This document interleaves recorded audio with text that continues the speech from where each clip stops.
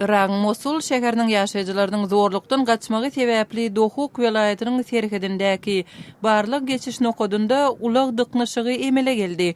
Al-Qaida bilen bagly söwüşüjiler ýurdun iň uly şäherleriniň biri Mosula gözegçilik etmegi yerli ilatyň öz öýlerini köpçüliklerin terk etmegine sebäp boldy.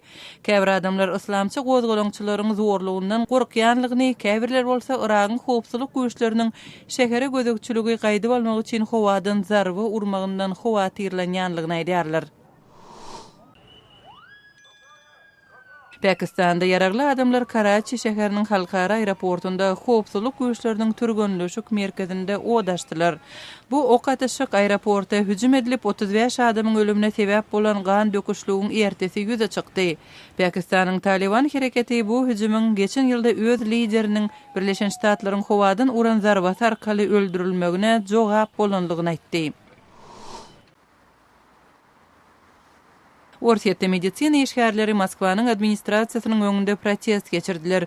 Olar özlerine sosial şertnamalaryň esasynda berilen jaýlaryň zähmet fonduna geçirilmegine protest bildirdiler. Täze kanuna görä medisina işgäri işden çykan ýagdaýynda ýaşaýan jaýyny hem terk etmeli bolar. Ozalky düzgüne görä sosial şertnama esasynda berilen ýaşaýyş jaý 10 ýyldan soň işgäriň eýçiligine geçmelidir. Kırgızstanyň gün ortasında Oş şäherinde 4 ýyl mundan ozal ýüze çykan etnigara çaknyşyklaryň pidalarynyň hatyrasyna matam çäresi geçirildi. Şonda ýitirim bolan 28 adamyň ady ýazylan ýadygarlyk eneleriň göz ýaşy atly ýadygarlygyň golaýynda dikildi. 2010-njy ýylyň 10-njy we 16-njy iýun aralygynda etnik kyrgyzlaryň we özökleriň arasynda bolan çaknyşyklarda jemi 500 golay adam wepat ýa ýitirim bolupdy.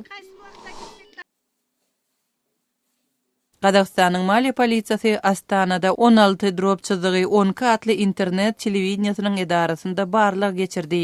Polisiýa telewizionanyň texniki enjamlaryny ele saldy. Maliýe polisiýasy öz hereketläriniň sebäplerini düşündirmekden boyun gaçyrdy.